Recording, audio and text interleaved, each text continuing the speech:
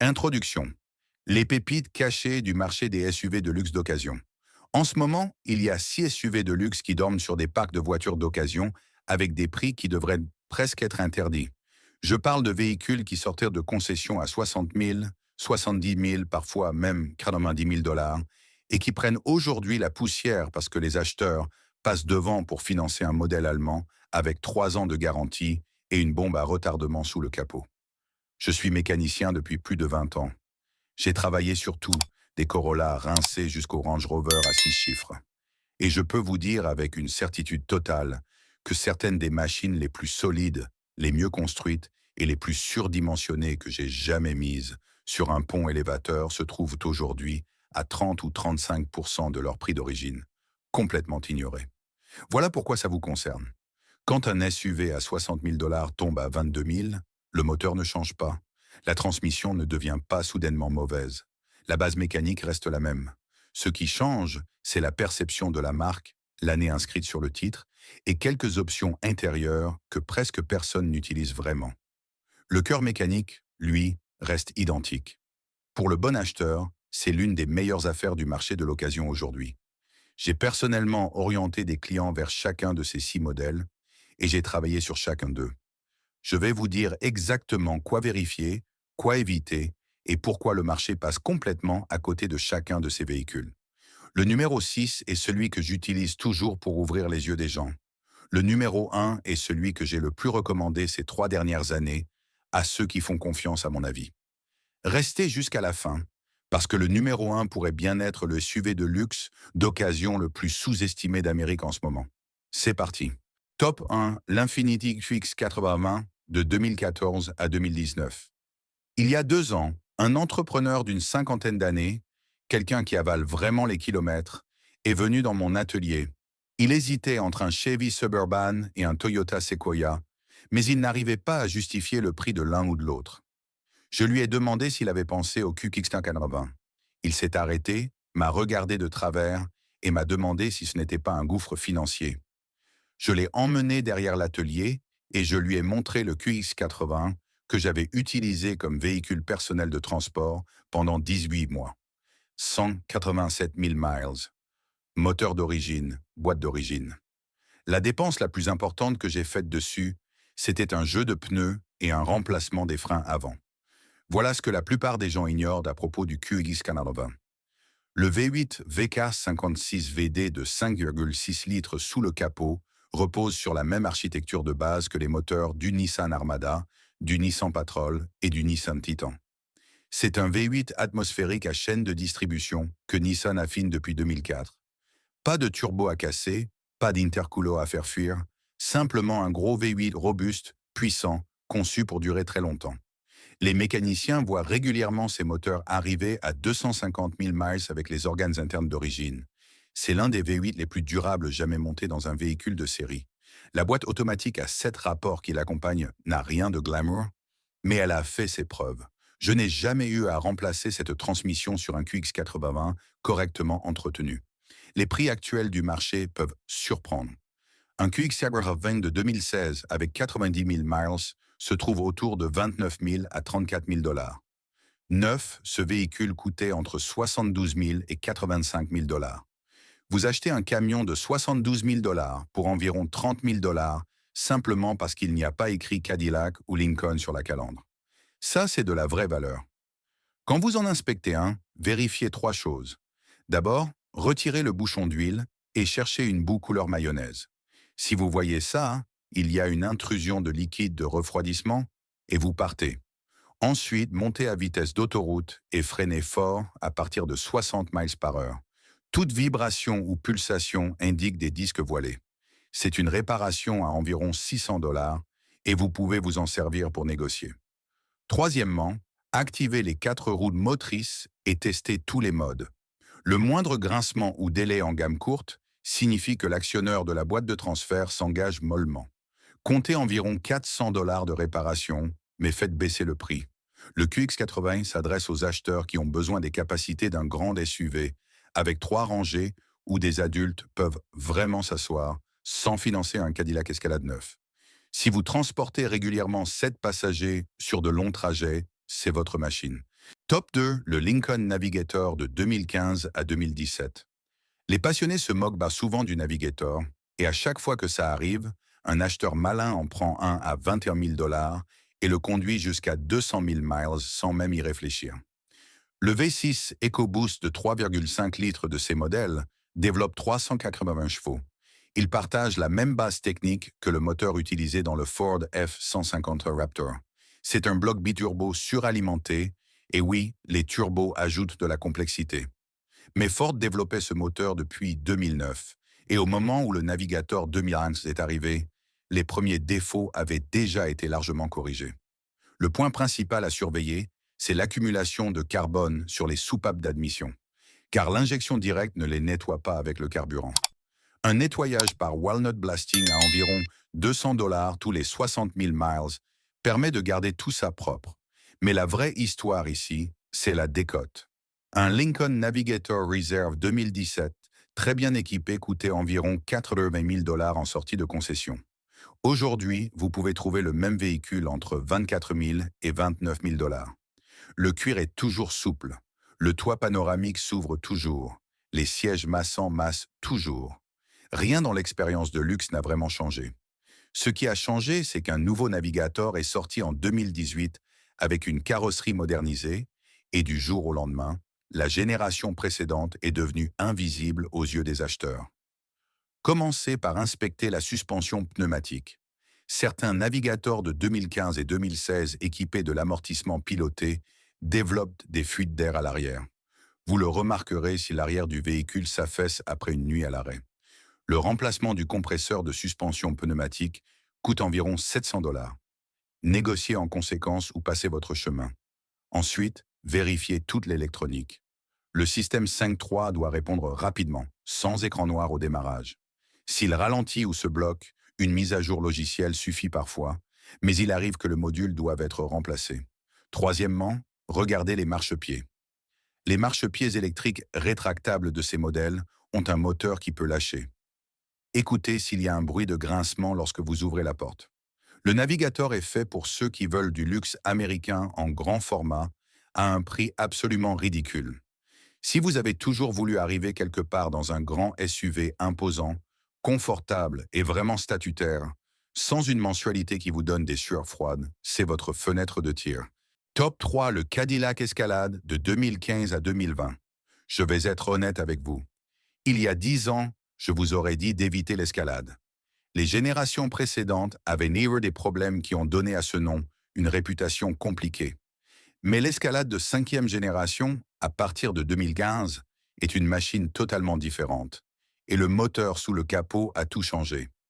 Le V8 L86 de 6,2 litres est réellement l'un des meilleurs moteurs américains jamais construits. 420 chevaux, atmosphériques, avec un système de gestion active du carburant appelé AFM, qui coupe 4 cylindres sur autoroute pour économiser du carburant. Le système AFM lui-même est à le point à surveiller. Certains propriétaires ont connu des défaillances de poussoirs sur les cylindres concernés par l'AFM. La solution est bien connue, un kit de suppression AFM et une reprogrammation pour environ 1200 dollars dans un atelier indépendant. Faites-le au moment de l'achat et vous aurez pratiquement fiabilisé le moteur. La boîte automatique 8L90 de ces modèles est excellente. Je les ai vus dépasser 200 000 miles sans problème sur des véhicules correctement entretenus. Un Escalade ESV Premium 2017 bien équipé coûtait 95 000 dollars neufs. Aujourd'hui, vous pouvez acheter ce véhicule entre 38 000 et 46 000 dollars. Vous obtenez un SUV à 3 rangées avec suspension Magnetic Ride Control, système audio Bose et V8 6.2 pour moins cher qu'un Toyota Highlander neuf en finition de base. Avant d'acheter, faites la vérification de l'AFM. Consultez les forums de propriétaires, vérifiez le VIN et voyez si la suppression de l'AFM a déjà été faite. Si oui, c'est un bonus. Sinon, intégrez 1200 dollars dans votre offre. Testez aussi la suspension Magnetic Ride Control en roulant sur une chaussée dégradée. Elle doit donner une sensation de contrôle, pas l'impression que la suspension a abandonné. Tout bruit sourd sur les bosses indique qu'un amortisseur est en fin de vie. À environ 400 dollars par coin, négociez fermement. Vérifiez également le joint du toit ouvrant. Certains modèles de 2015 à 2017 ont connu de petites fuites autour du toit panoramique vers le panneau arrière. Cherchez des traces sur le ciel de toit au-dessus de la troisième rangée. Top 4, le Volvo XC90 de 2016 à 2019. Je sais ce que vous pensez. Volvo, coûteux à réparer, compliqué. Je pensais la même chose jusqu'à ce que je passe 2 ans à suivre les historiques de réparation des XC90 de deuxième génération qui passaient dans mon atelier et dans des ateliers que je connais. Le groupe motopropulseur Drive ET6 du XC90 de 2016 à 2019 est un 4 cylindres 2,0 litres à la fois turbo-compressé et compressé qui développe 316 chevaux. Sur le papier, ça ressemble au cauchemar d'un ingénieur prêt à exploser. En pratique, Volvo a surdimensionné les éléments internes parce qu'il demandait à un 2,0 litres de jouer dans une catégorie supérieure. Le bas moteur est solide. Le compresseur gère le couple à bas régime, tandis que le turbo prend le relais à plus haut régime, ce qui réduit la contrainte sur les deux systèmes. La boîte automatique Aisin à 8 rapports qui l'accompagne est une unité réputée pour sa durabilité et utilisée par plusieurs constructeurs. Qu'est-ce qui tombe vraiment en panne sur ces voitures? Le joint du toit panoramique finit par fuir avec le temps. C'est une réparation à environ 300 $ qui paraît chère jusqu'à ce qu'on la compare à l'évacuation de toit, ouvrant bouché d'un BMW X5, qui peut se transformer en 2000 $ de dégâts d'eau dans l'habitacle. La batterie auxiliaire 12 volts, une petite batterie qui soutient le système Start-Stop, doit généralement être remplacée vers 80 000 miles. C'est une pièce à 180 $ avec environ 30 minutes de main-d'œuvre. C'est le problème le plus courant que je vois sur ces modèles. Un XC90 T6 inscription 2018 entièrement équipé coûtait 68 000 $ neuf. Aujourd'hui, le même véhicule se trouve entre 24 000 et 31 000 $. La qualité intérieure scandinave, les sièges qui semblent avoir été conçus par des ingénieurs aéronautiques, tout est encore là. La seule chose qui a changé, c'est l'année sur le calendrier. Inspectez le joint du différentiel avant sur les versions à transmission intégrale. Une petite fuite à cet endroit est courante sur les exemplaires plus kilométrés et la réparation coûte environ 250 $. C'est une intervention à faire, mais aussi un excellent levier de négociation. Top 5, l'Acura MDX de 2017 à 2020. Si vous avez déjà voulu comprendre pourquoi certains mécaniciens roulent discrètement en SUV de luxe pendant que leurs clients paient trop cher des alternatives allemandes, voici l'exemple que j'utilise. L'Acura MDX, c'est un Honda Pilot en costume. Et je dis ça dans le meilleur sens possible.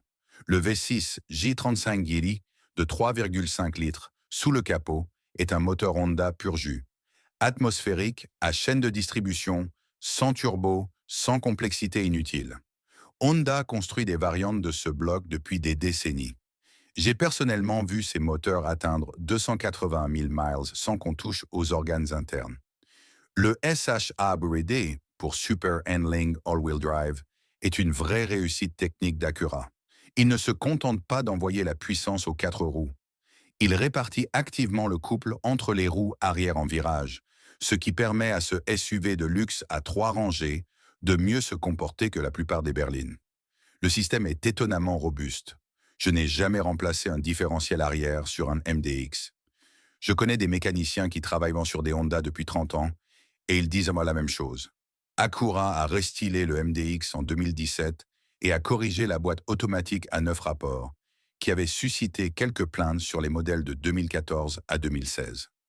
Restez sur 2017 et plus récent si vous voulez le groupe motopropulseur le plus abouti. Un MDX Advanced Package 2018 coûtait 52 000 $ neuf. Aujourd'hui, vous pouvez trouver ce véhicule entre 22 000 et 27 000 $ avec moins de 80 000 miles. Vous achetez la fiabilité Honda enveloppée dans du vrai cuir avec un système audio ELS à 10 haut-parleurs et un toit ouvrant qui occupe presque tout le toit pour le prix d'une Corolla de base avec supplément concessionnaire. Lors de l'inspection, vérifiez le voyant VTM4 de la transmission intégrale au tableau de bord au démarrage. Il doit clignoter brièvement puis s'éteindre.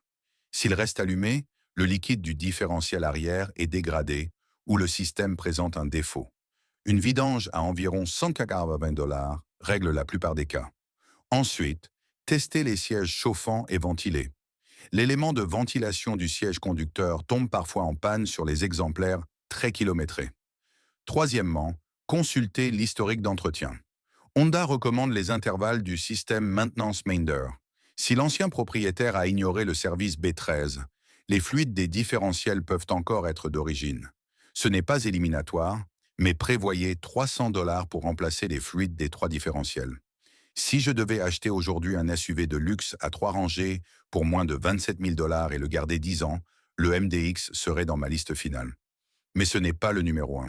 Le numéro 1 est celui qui me fait encore m'arrêter un instant, tellement il est sous-évalué par rapport à ce qu'il est vraiment sous la carrosserie.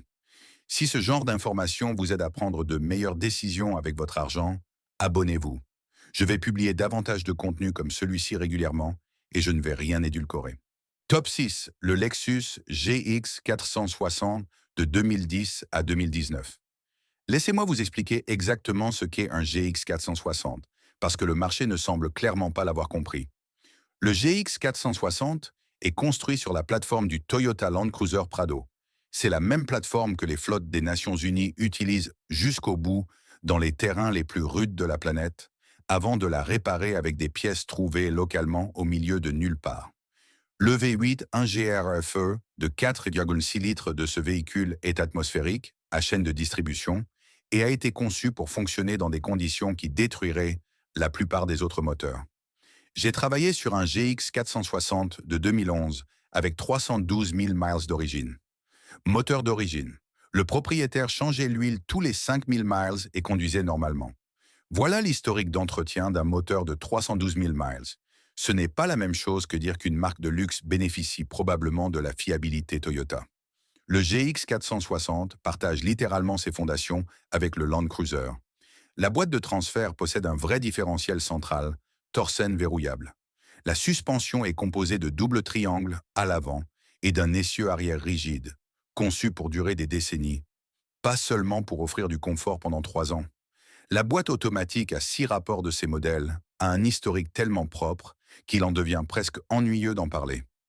Il y a 18 mois, une cliente, agente immobilière, est venue me voir parce qu'elle voulait un BMW X5 d'occasion. Son budget était de 31 000 $. Elle voulait du luxe, de la fiabilité et quelque chose capable d'affronter les hivers du Colorado sans drame. Je lui ai montré ce que coûterait en moyenne l'entretien annuel d'un BMW X5 xDrive 35i de 2014 avec 85 000 miles. Le chiffre que je lui ai donné était de 1 200 à 1 800 $ par an. Et ça, c'était avant toute panne surprise du moteur turbo N55 ou des éléments de suspension pneumatique courants sur cette génération. Ensuite, je lui ai montré un Lexus GX 460 Luxury de 2015 avec 78 000 miles à 32 500 $. Même budget. Elle a immédiatement résisté en disant qu'il avait l'air démodé. Je lui ai dit de le conduire pendant 15 minutes, puis de me redire qu'il avait l'air démodé. 4 jours plus tard, elle m'a envoyé un message. Elle avait acheté le GX. Ses mots exacts étaient « J'ai l'impression de tricher avec le système. Les prix actuels du GX 460 sont la seule chose qui l'empêche d'être un choix évident. Un GX 460 Premium de 2014 avec 80 000 miles tourne autour de 29 000 à 34 000 $. Un GX 460 de 2017 avec un kilométrage similaire se situe entre 38 000 et 44 000 $. Ce ne sont pas des prix bradés comme certains autres véhicules de cette liste. Mais regardez ce que vous obtenez. Un Land Cruiser Prado à 65 000 $ de prix constructeur d'origine, avec un intérieur Lexus, un V8, une vraie transmission intégrale avec gamme courte et une réputation de fiabilité quasiment sans équivalent dans la catégorie des SUV de luxe. Voici la liste de contrôles pour le GX 460. Premièrement, et c'est le plus important, vérifiez le rappel Brake Override du millésime 2010. Toyota l'a émis spécifiquement pour le GX 460 de 2010, à cause d'un problème logiciel. Cela a été corrigé il y a des années, mais vérifiez avec le numéro 20 que l'intervention a bien été réalisée. Deuxièmement, écoutez tout clic ou claquement venant de la suspension avant lors de virages lents sur surface irrégulière. Les rotules supérieures de certains modèles d'avant 2014 peuvent s'user.